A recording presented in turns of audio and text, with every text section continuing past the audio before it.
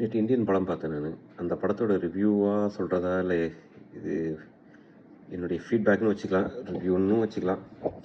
படம் பார்க்கலன்னா நிறைய ஸ்பாய்லர்ஸ் சொல்ல போகிறேன். அதனால் இந்த வீடியோ ஸ்கிப் பண்ணிவிடுங்க. படம் பார்த்துட்டு வந்து இந்த வீடியோ பாருங்கள். உங்கள் கருத்து என் கருத்து ஒத்து போகுதுன்ட்டு. கடைசியில் எப்படி இதை தான் சொல்ல போகிறேன். போய் படத்தை பாருங்கள் வெவ்வேறு காரணங்களுக்காக. ஸோ இன்னும் படம் பார்க்கல, இந்த வீடியோ பார்க்காதீங்க, நிறைய ஸ்பாய்லர்ஸ் அது.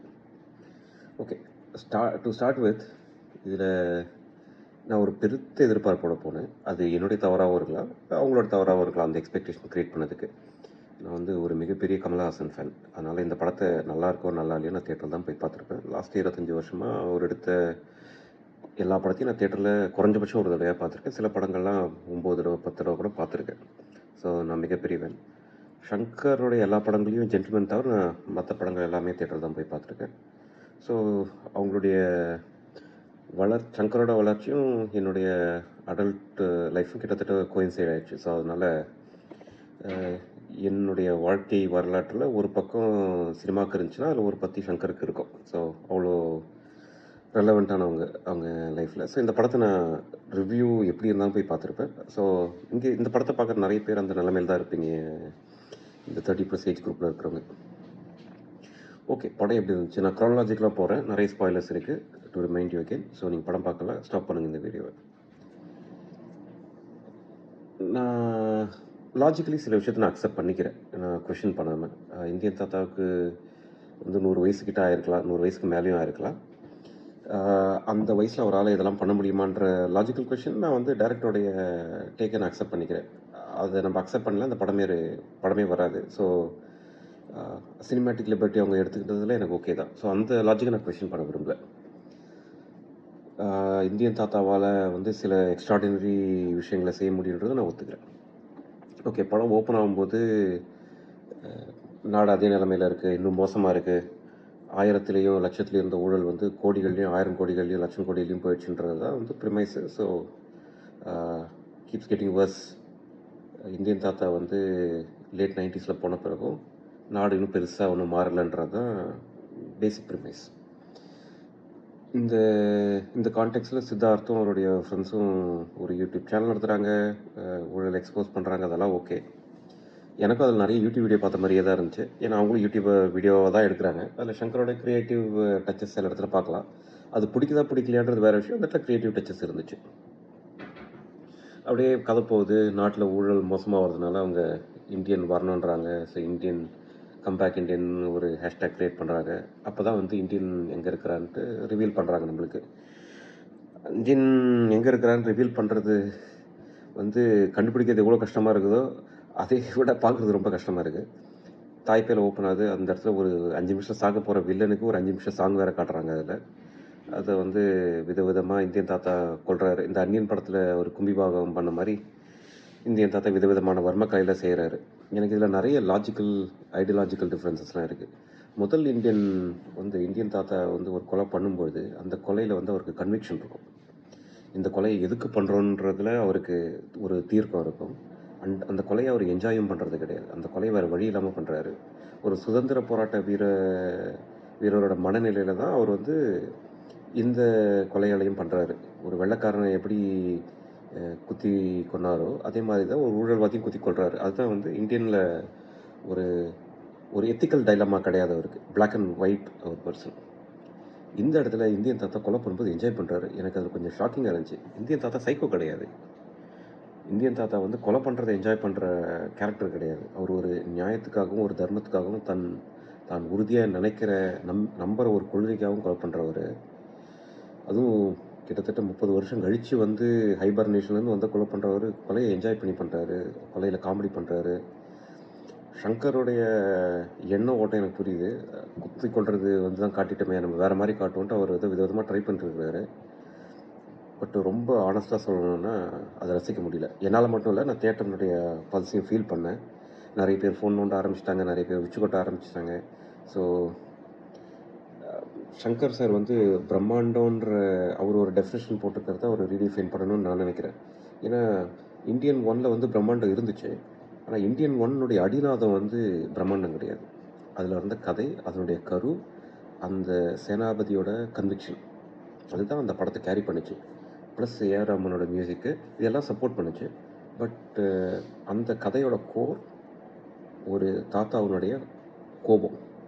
சுதந்திர போராட்டத்தில் ஈடுபட்டிருந்த இளைஞராக ஈடுபட்ட ஒருத்தர் முதியவராக தன் நாட்டை நோயோடு பார்க்கும்பொழுது வர்ற கோவம் தான் இந்தியனோட கதை. இந்த இந்தியனில் அடிநாதம் என்னன்னு கேட்டால் எனக்கு புரியல. 3 மணி நேரம் ஓடுது படம். 3 மணி நேரமும் நான் மிக பொறுமையாக பார்த்தேன், ஃபோனையே எடுக்காமல். 3 மணி நேரத்தில் என்ன இந்த இந்த படத்தினுடைய பாயிண்ட்ன்றது எனக்கு புரியல. படம் பார்த்த யாராவது புரிஞ்சிருந்தா சொல்லுங்கள். என்னுடைய சிற்றறிவுக்கு இது எட்டாமல் இருந்திருக்கலாம். நான் உங்ககிட்ட கேட்டு தெரிஞ்சுக்கிறேன். எனக்கு புரியல இந்த what is the point of this film எனக்கு புரியல. க்ரானலாஜிக்கலாக போகிறோம். இந்தியன் திருப்பி ரிவீல் பண்ணுறாங்க. இதில் லாஜிக்கல் ஃபாஸ் நிறைய இருந்துச்சு. Shankar sir and Kamal sir தாய்பேயில் வந்து ஒரு யூடியூப் குரூப்பில் இருக்கிற ஒருத்தவரால் ஐடென்டிஃபை பண்ண முடிகிற கேரக்டராக தான் சேனாதிபதி இருக்கிறாரு. அவரை இன்டர்போலால் கண்டுபிடிக்க முடியலன்றது என்னால் நம்ப முடியல, அதுவும் தாய்பேயில். ஸோ லாஜிக்கல் ஃப்ளாஸ் நிறைய இருக்குது சார். லாஜிக்கல் ஃப்ளாஸ்ன்னு சொல்லணுன்னா ஒரு ஒரு பணக்காரரை வந்து 0Gயில் கொள்றீங்க. இடத்துல 0G கிடையாது, கீழே இருக்கிறது ஃபேனு. அந்த ஃபேனுடைய ஸ்பீடில் அவங்க அந்த மாதிரி ஒரு பேராஷூட் ஒரு ஒரு விங்கு மாதிரி இருக்கிற ஒரு க்ளாத்திங் போட்டு பறப்பாங்க. இப்படி தான் வந்து ட்ரெயின் பண்ணுறாங்க. நம்ம பணக்காரர் வந்து ஆஸ்ட்ரோநாட்டுக்கான ஒரு க்ளாத்திங்கை வச்சு ட்ரெயின் பண்ணிகிட்ருக்காரு. அது பாசிபிள் கிடையாது. அதுவே பாசிபிள்னு அசியூம் பண்ணிட்டா கூட காற்று தான் உங்களை மேலே நிறுத்துது. அது மாதிரி பறந்துக்கிட்டு இருக்கிற காற்றுல நீங்கள் எப்படி வாட்டர் ட்ராப்லெட்ஸ் நிறுத்துறீங்கன்றது எனக்கு புரியல. 0Gன்னு சார் இது வந்து ஒரு 25 வருஷத்துக்கு முன்னாடி இது எக்ஸைட்டிங்காக இருந்திருக்கலாம். பட் இப்போ மக்களுக்கு இந்த லாஜிக்லாம் புரியுது சார். காற்றடிக்குது, அடிக்கிற காற்றுல ஒருத்தர் பார்க்குறாரு, ஆனால் தண்ணி மட்டும் நிற்குதுன்றத என்னால் சிரிக்காமல் பார்க்க முடியல. சரி, விதவிதமாக கொலை பண்ணுறது. டெல்லி கணேஷ் பாடுறாரு, இன்னொரு வில்லன் ஓடுறாரு, ஆல்ரெடி ஓட ஆரம்பிச்சிட்டாங்க. அதுக்கப்புறம் திருப்பி செய்கிறாரு. கடைசியில் ஒரு பல்கி இந்த ஹென்ச்மேன் கூட ஒரு 10 பேர் டிஷர்ட்டு கழிட்டு பைசெப்ஸு 6 பேக்ஸ்லாம் காட்டுறாங்க. இந்தியன் தாத்தாவும் காட்டுறாரு. கொஞ்ச நேரம் அதில் கான்டெக்ட் இருந்திருந்தால் அந்த சீன் ஒன்று ரசிக்கபடியாக இருந்திருக்கும். பட் அதுக்கு முன்னாடியே இந்தியன் தாத்தா ஒரு அரை மணி நேரமாக ஓடின்னு இருக்கிறாரு. அரை மணி நேரமாக ஓடுறாரோ பிடிக்கல.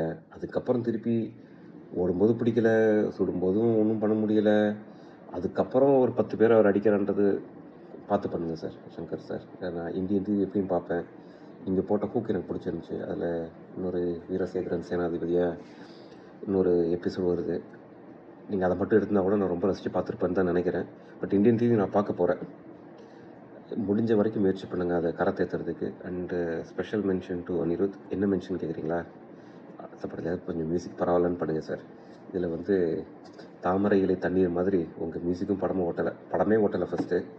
அதுக்கப்புறம் உங்கள் மியூசிக் அதில் வந்து நல்லா இருந்தாலும் கொஞ்சம் பரவாயில்ல, அது நல்லாவும் இல்லை ஒட்டவும் இல்லை. ஸோ கொஞ்சம் பார்த்து பண்ணுங்கள் சார். நீங்கள் யாராவது ஒருத்தவங்க இந்த படத்தில் நல்லா பண்ணியிருந்தால் நல்லா இருந்திருக்கும். கமல் சார் எனக்கு ஒரு ஆதர்ச நாயகன், ஆனால் என்னை ரொம்ப வருத்தப்பட வச்சுட்டிங்க சார். இந்த சித்தார்த் வந்து ஃப்ரஸ்ட்ரேட் ஆகி கோ பேக் இண்டியன் அந்த சீன் வர்றப்ப உங்களுடைய ஒரு கன்விக்ஷனோட இந்த துப்பாக்கியில் வந்து விஜய் வந்து கேட்பார் இல்லையா,